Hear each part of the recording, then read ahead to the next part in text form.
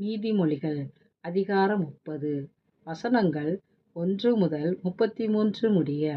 1ஆம் வசனம்.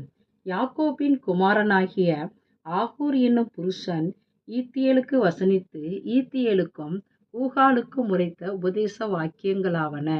2. மனுஷர் எல்லாரிலும் நான் மூடன், மனுஷருக்கேற்ற புத்தி எனக்கு இல்லை. 3.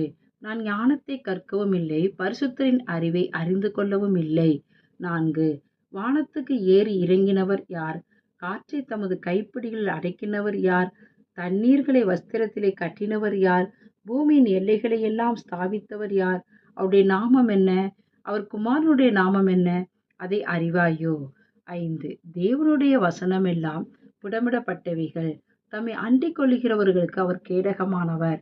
6. அவருடைய வசனங்களோடு ஒன்றையும் கூட்டாதே, கூட்டினால் அவர் உன்னை கடிந்து கொள்ளுவார், நீ பொய்யனாவாய். 7. 2 மனு உம்மிடத்தில் கேட்கிறேன், நான் மரிக்கும் பரியந்தமும் அவைகளை எனக்கு மறுக்காமல் தாரும். 8. மாயையும் பொய் வசனிப்பையும் எனக்கு தூரப்படுத்தும், தரித்திரத்தையும் ஐஸ்வர்யத்தையும் எனக்கு கொடாதிருப்பீராக. 9.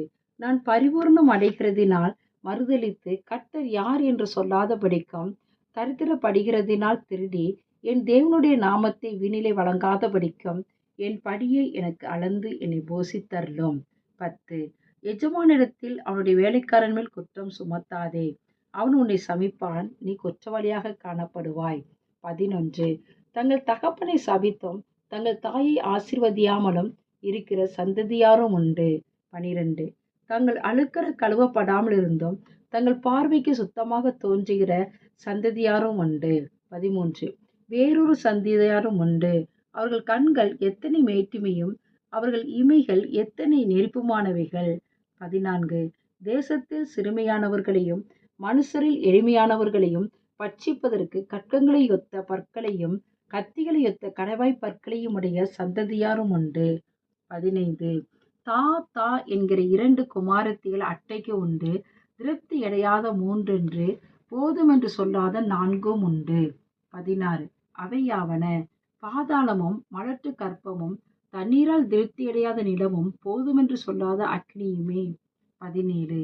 தகப்பனை பரியாசம் பண்ணி தாயின் கட்டளையை அசட்டிய பண்ணுகிற கண்ணை நதியின் காகங்கள் பிடுங்கும், கழுகின் குஞ்சுகள் தின்னும். 18. எனக்கு மிகவும் ஆச்சரியமானவைகள் 3 உண்டு, என் புத்தி கெட்டாதவைகள் 4 உண்டு. 19. அவையாவன, ஆகாயத்தில் கழுகினுடைய வழியும் கண் மலையின் மேல் பாம்பினுடைய வழியும் நடு